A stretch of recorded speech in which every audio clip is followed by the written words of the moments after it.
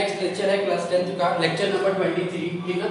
22 lecture जो है अभी तक जो है आपके अपलोड हो चुके हैं यूट्यूब पे, ये नेक्स्ट लेक्चर है 23। इसमें हम लोग देखेंगे डिफरेंट जो हमारे टर्मिनोलॉजी यूज होते हैं रिलेटेड टू स्फेरिकल लेंस, ठीक है, उनके बारे में हमको यहाँ बात करना है, ठीक है। जैसे हम लोग जो है स्फेरिकल मिरर से रिलेटेड भी टर्मिनोलॉजी के बारे में बात किए थे, जैसे वहाँ पे बात की थी रेडियस ऑफ कर्वेचर की, सेंटर ऑफ कर्वेचर की, फोकल लेंथ की, प्रिंसिपल फोकस की, ऑप्टिकल सेंटर, ये सारी चीजें थी वहाँ पे भी आई थी, ठीक है।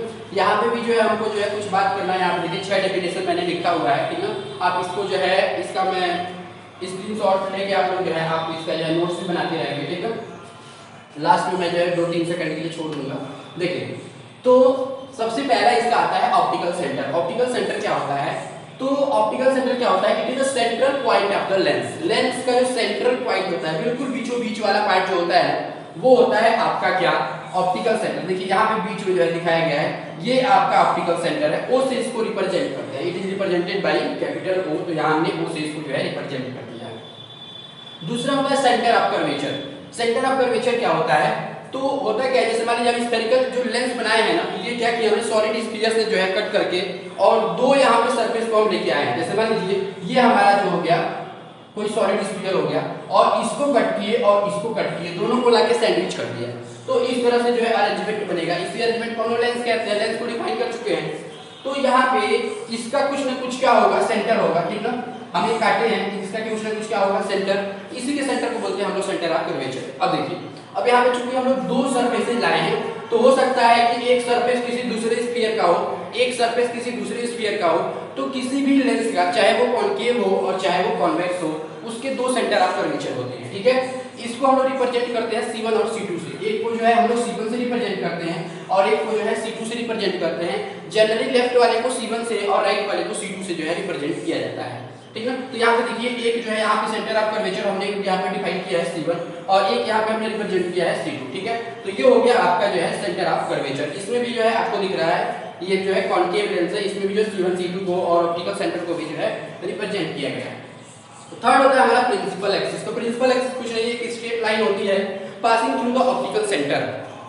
किससे पास करती है? तो ये ऑप्टिकल सेंटर से पास होने वाली एक स्ट्रेट लाइन है। अच्छा, एक खास बात यहाँ पे ये होना चाहिए कि ये ऑप्टिकल सेंटर से पास तो होना ही चाहिए, साथ साथ परपेंडिकुलर होना चाहिए दोनों फेसेस से जिनसे हमारे लेंस का फॉर्मेशन हुआ है, ठीक है। परपेंडिकुलर का मतलब बिल्कुल जो है सीधी ऐसी होनी चाहिए, ठीक है। जैसा मान लीजिए ये हमारा लेंस हो गया ना, बिल्कुल ऐसे है, तो बिल्कुल यहाँ से पास होनी चाहिए, बिल्कुल बीचों बीच, ठीक है। तो ये हमारा प्रिंसिपल एक्सिस हो गया, ये यहाँ पे रिप्रेजेंट किया गया है, ठीक है। ये वाली जो है प्रिंसिपल एक्सिस है, ये क्या है? प्रिंसिपल एक्सिस है, PA, ठीक है। अच्छा, अब इसके बाद से आता है हमारा अपर्चर। तो हम जानते हैं इसका कुछ ना कुछ क्या होगा? डायमीटर। जिससे लेंस को हमने बनाया है इसका कुछ ना कुछ क्या होगा? डायमीटर। यहाँ से लेकर यहाँ तक हम लोग क्या बोलते हैं? डायमीटर बोलते हैं। तो इसी को डायमीटर को ही हम लोग क्या कहते हैं? अपर्चर कहते हैं। तो बहुत सिंपल से डिफाइन कर दिया गया है, it is the diameter of the sphere of which lens is formed. जिससे लेंस को बनाया गया है उसी स्फीयर के डायमीटर को हम लोग उसका क्या बोलते हैं? अपर्चर बोलते हैं।